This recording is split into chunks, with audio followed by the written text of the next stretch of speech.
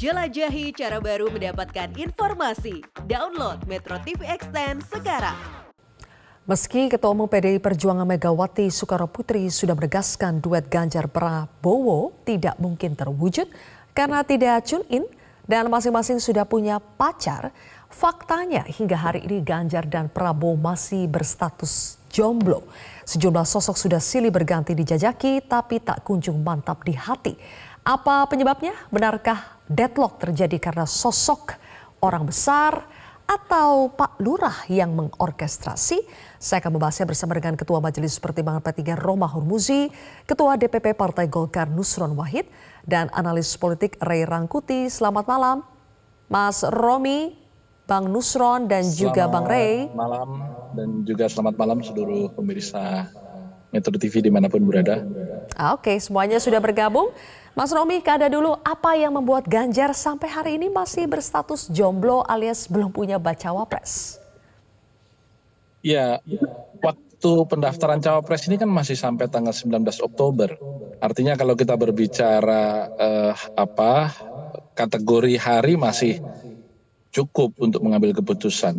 Yang kedua, kita mencermati hari ini secara seksama bahwa ada kebutuhan-kebutuhan elektoral di samping kebutuhan-kebutuhan politik lainnya, dan kita menghitung secara cermat tiap kabupaten ini kontribusi elektoral dari nama-nama yang disebut oleh Pak Sekjen PDI Perjuangan tadi tidak akan jauh dari situ atau berasal dari nama-nama yang beredar. Itu kita hitung secara seksama. Hari-hari ini kami telah dan tengah melakukan survei secara mendetail terhadap kontribusi nama-nama seperti utamanya Pak Sandiaga Uno yang diajukan P3, kemudian Pak Mahfud, Bu Khofifah, dan juga barangkali ada tokoh-tokoh lain yang memang kita siapkan. Yang ketiga, tentu kita juga tidak dalam posisi harus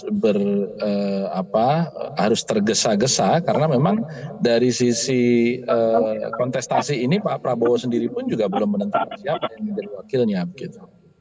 Dan terakhir tentu kita menunggu putusan Mahkamah Konstitusi ini karena saya dengar pekan ini akan ada keputusan terhadap gugatan soal bakal calon wakil presiden ini. Oke, baik. Apakah Bang Nusron faktor yang sama juga menjadi penyebab hingga saat ini Prabowo belum menentukan bacawa presnya, terutama faktor masih menunggu putusan MK terkait uji materi batas usia capres-cawapres? Enggak ada, bukan masalah faktor itu, Mbak. Ya, faktornya memang harinya belum ketemu hari baik untuk mengumumkan aja. Nanti kalau harinya baik udah ketemu untuk mengumumkan ya pasti akan diumumkan. Ini kan beda dengan Pak Romi kan. Kalau Pak Romi kan alasannya banyak. Kalau kita ini kan yang penting hitung-hitungan harinya baik, wetonnya cocok, kemudian dihitung-hitung sudah cocok ya jodoh ya diumumkan. Ya kalau jodohnya wetonnya dihitung belum cocok, hari baiknya belum ketemu ya belum diumumkan. Ya kan memang kita ini orang Jawa ya selalu menghitung dengan yang pertama masalah Nogodino. Hari baiknya yang belum ketemu atau jodohnya yang belum ketemu? Kalau jodoh kan udah banyak alternatif, tinggal dihitung masalah Katuhonggo. Yang kedua masalah weton. Setelah ketemu Katuhonggo dan weton tinggal diumumkan, nunggu hari baiknya untuk diumumkan. Nah, berbeda dengan calon presiden yang lain kan nggak mengenal hitung-hitungan Jawa karena memang bukan orang Jawa, jadi gampang hitungnya. Mas Ganjar orang Jawa toh Mas. Oke, baik. Mas Ganjar orang Jawa, Pak Prabowo orang Jawa. Kemungkinan besar calon wakil presidennya Pak Prabowo juga orang Jawa. Nah, sehingga sudah ada clue ini. Dengan Katuhonggo Jawa kan gitu saja. Oke, nggak usah sudah ada clue. Pusing-pusing kita ini. Oke, Bang Ray, kalau menurut analisa Anda, faktor yang sebetulnya paling membuat kedua baca pres ini belum menentukan bacawa pres mereka itu apa sampai hari ini? Ya tentu karena cawapres ini sangat menentukan posisi kemenangan ya sekarang ini gitu. Siapa yang akan mereka pilih, kalau blunder ya bisa anjlok. Tapi kalau tepat, ya memungkinkan mereka untuk mendapatkan suara lebih gitu. Oleh karena itu harus ekstra hati-hati. Nggak bisa seperti misalnya Pak Jokowi di era kedua gitu ya, hanya last minute menentukan nama jadi gitu ya. Atau seperti Pak SBY di putaran kedua juga situasinya sama. Kalau sekarang nggak bisa. Wakil presidennya sangat menentukan untuk menaikkan elektabilitas atau tidak. Sekali salah pilih, bisa anjlok dan seterusnya gitu. Nah, cuman dari dua kandidat ini, menurut saya yang paling yang paling terbatas pilihannya itu sebetulnya tinggal Pak Prabowo gitu. Kenapa saya bilang terbatas itu? Pak Prabowo itu saya kira tinggal dua nama yang mungkin bisa disodorkan kepada beliau. Satu, ketua umumnya Bung Nusron, Pak Erlangga Hartarto. Yang kedua, Pak Erick Thohir, seperti dikait-kaitkan banyak orang kan. Tapi dua ini akan selesai kalau misalnya Gibran masuk gitu. Tapi sebelum kita masuk ke Gibran itu, di antara dua tokoh ini saya kira posisinya Erlangga jauh lebih kuat ya dibanding ke posisinya Erick Thohir, karena Erlangga kan ketua umum partai. Jadi kalau ketua umum partai tentu punya keinginan lah untuk menjadi wakil presiden. Cuma masalahnya saya lihat Partai Golkar dan Erlangga itu kurang minat gitu loh Pak, untuk jadi calon wakil presiden itu. Nggak ada kelihatan upaya yang gigih untuk mendapatkan posisi itu sebagaimana dilakukan oleh Caimin, dilakukan oleh AHY misalnya, atau mungkin kandidat-kandidat yang lain yang memang kelihatan ada upaya lah untuk mendapatkan posisi di wakil presiden itu. Ini agak unik melihat Erlangga dan Golkar ini menurut saya, karena ibarat Dari mana Anda main menilai sepak bola, begitu, Bang Rey? Kenapa? Dari mana Anda menyimpulkan seperti itu?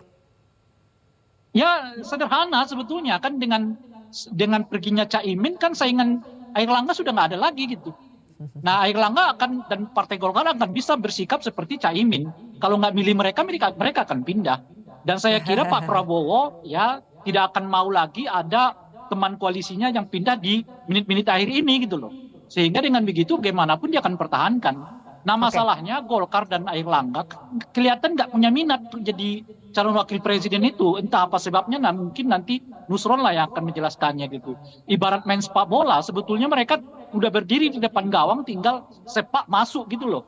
Dibandingkan kandidat-kandidat yang lain. Tapi mau nyepak itu kelihatan nggak ada minat gitu loh. Oke, coba langsung kita konfirmasi ya. Kansnya Erick Thohir ya besar untuk masuk di koalisinya Pak Prabowo, di luar tentu saja nama Gibran gitu ya. Itu kecualikan gitu. Kalau Pak Ganjar itu menurut saya kansnya cukup banyak, siapapun namanya bisa masuk. Nah cuman kalau dari 4 nama yang disebutkan itu tadi, atau katakan 3, saya kira tinggal 2 nama sebetulnya yang paling potensial itu. Pertama adalah Khofifah gitu ya. Dan yang kedua ada nama baru, Erick bisa juga masuk di Pak Ganjar ini gitu ya. Kalau misalnya di Pak Prabowo nggak masuk gitu. Dan kenapa Khofifah bukan Pak Mahfud? Karena sama-sama Jawa Timur, butuh suara Jawa Timur. Tapi menurut saya kedekatan warga terhadap Ibu Khofifah itu jauh lebih dekat dibandingkan dengan Mahfud MD terkait dengan masyarakat Jawa Timur dan NU gitu ya. Nah kalau Ibu Khofifah nggak berminat, ya tinggal mungkin ada posisi Erick Thohir di situ. Karena Erick Thohir kan seperti kita ketahui, dalam beberapa tahun ini cukup kuat asosiasinya dengan NU, dan itu punya potensi juga dipilih oleh Pak Ganjar sebagai wakil presiden, dan Erick juga mewakili masyarakat non Jawa. Tadi Bung Nusron mengatakan Jawa-Jawa, tapi mungkin perlu mempertimbangkan masyarakat non Jawa.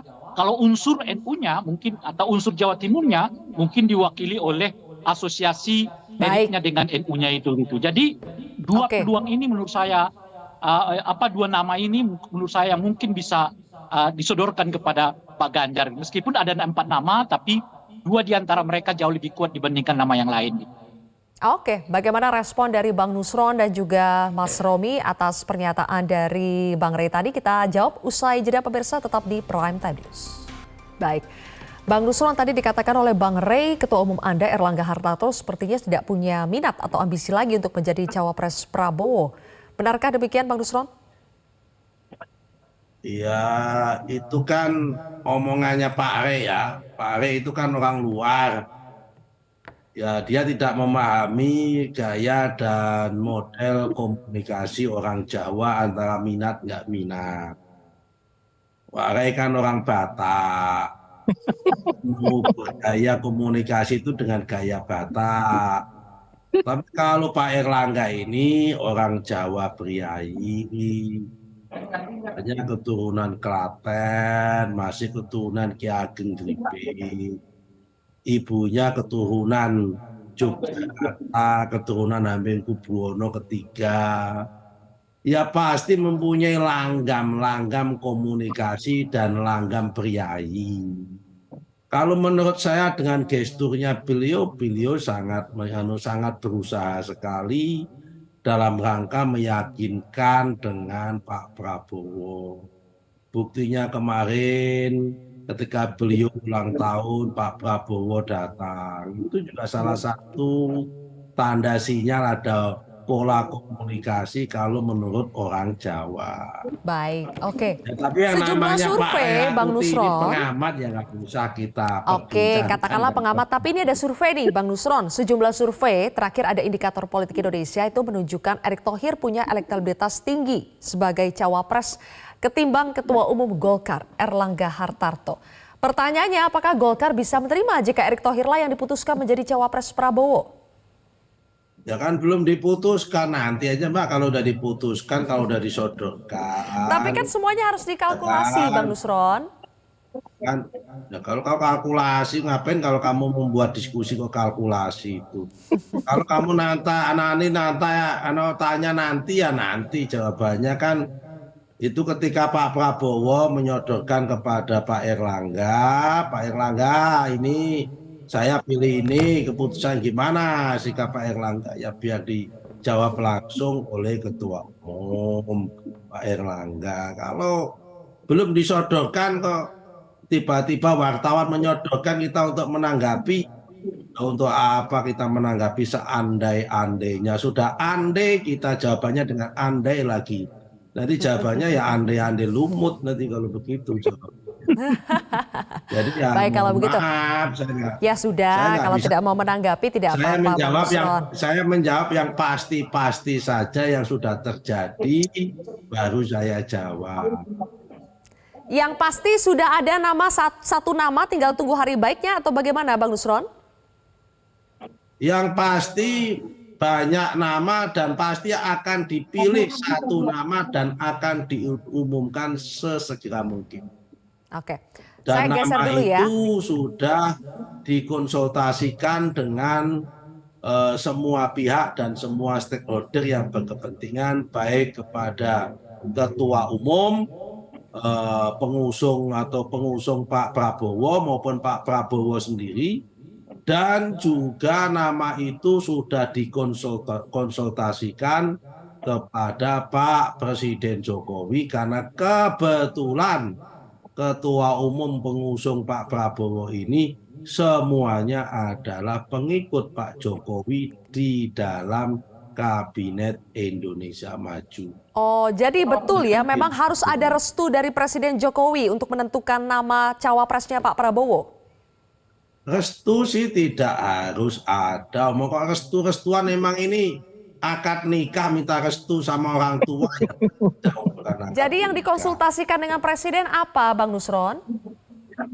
Ya namanya ketua anggota, ketua umum Gerindra itu calon presidennya itu menterinya Pak Jokowi.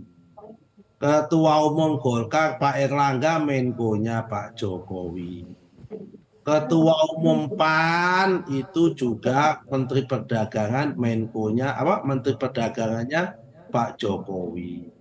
Ya kalau menteri dalam mengambil keputusan konsultasi sama presiden ya wajar kemudian tanya. Oh namanya presiden itu selain kepala pemerintahan di Indonesia juga merangkap menjadi kepala negara. Itu kan sebagaimana contoh Pempret Metro TV sebelum mengambil keputusan mengundang Romi, mengundang Nusron, mengundang Herakuti, ya nggak ada salahnya kalau kemudian minta restu sama pemegang saham namanya Pak Surya Paloh, ya boleh-boleh saja. Tidak sejauh itu Bang Nusron. Oke, saya geser dulu ke Bang Romi.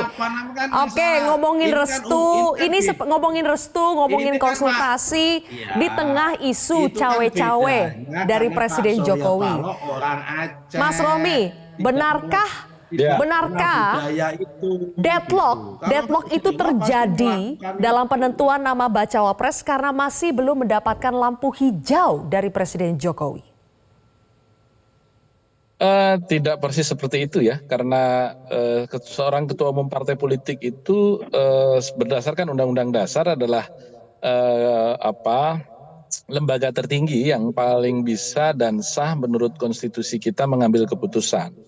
Tetapi apapun kita tahu persis bahwa Pak Jokowi ini adalah faktor.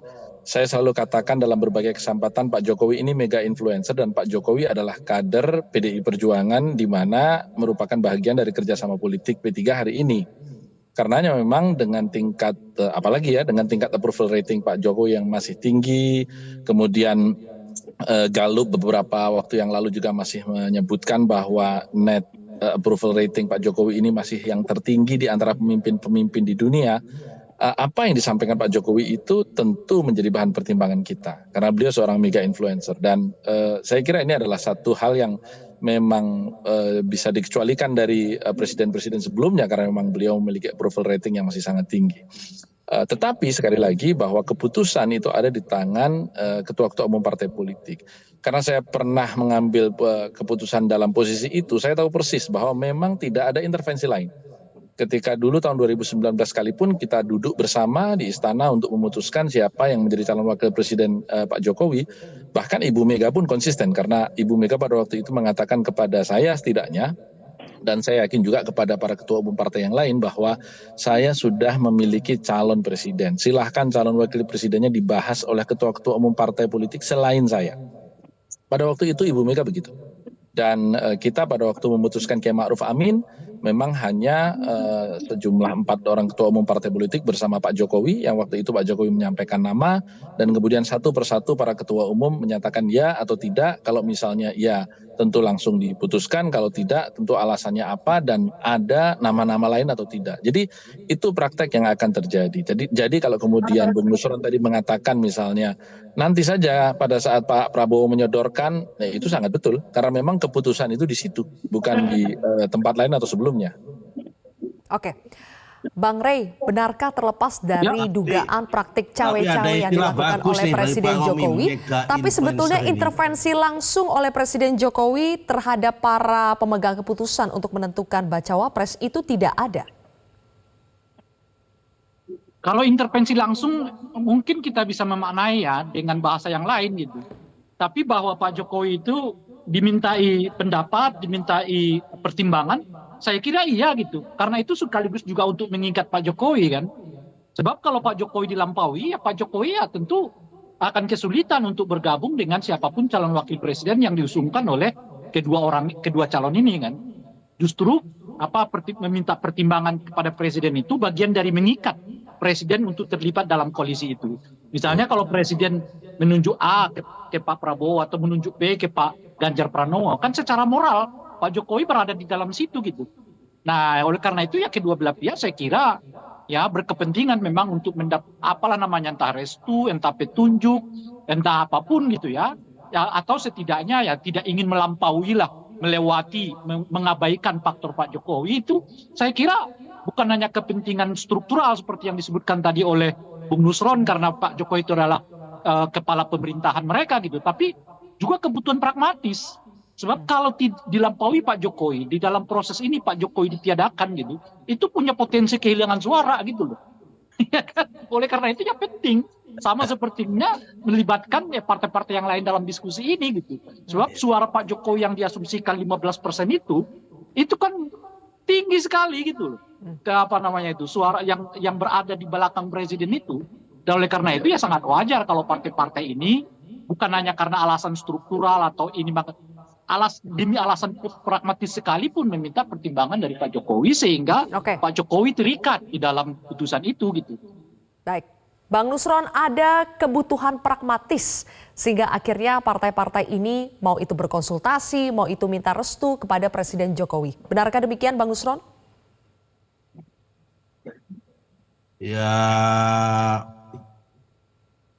Ya saya nggak bisa mengatakan orang konsultasi sama Bapak Presiden itu pasti banyak hal yang dipertimbangkan. selain variabel masalah etika dan sopan santun, kalau soal masalah dukungan kan itu masalah pribadi Pak Jokowi. Saya nggak bisa berkomentar seperti itu. Kalau orang Jawa bilang, siapa sih yang bisa merogoh hatinya Pak Jokowi? Kalau kita konsultasi dengan Pak Jokowi, didasari dengan niat supaya mendapatkan dukungan dari Pak Jokowi, dari capres-capres itu, saya jamin malah pasti nggak akan didukung Pak. Saya jamin malah pasti nggak dapat dukungan itu. Jadi tidak semua yang disampaikan Pak Rekakuti itu ada benar itu tidak. Tapi kalau orang itu konsultasi dengan Pak Jokowi dalam rangka meminta pertimbangan, karena apapun yang menjadi presiden dan siapapun yang menjadi presiden nanti itu, mereka adalah calonnya adalah melanjutkan apa yang sudah dilanjutkan Pak Jokowi, selain masalah program, pembangunan dan sebagainya, pasti itu akan masuk di dalam variabel-variabel yang akan didukung oleh Pak Jokowi.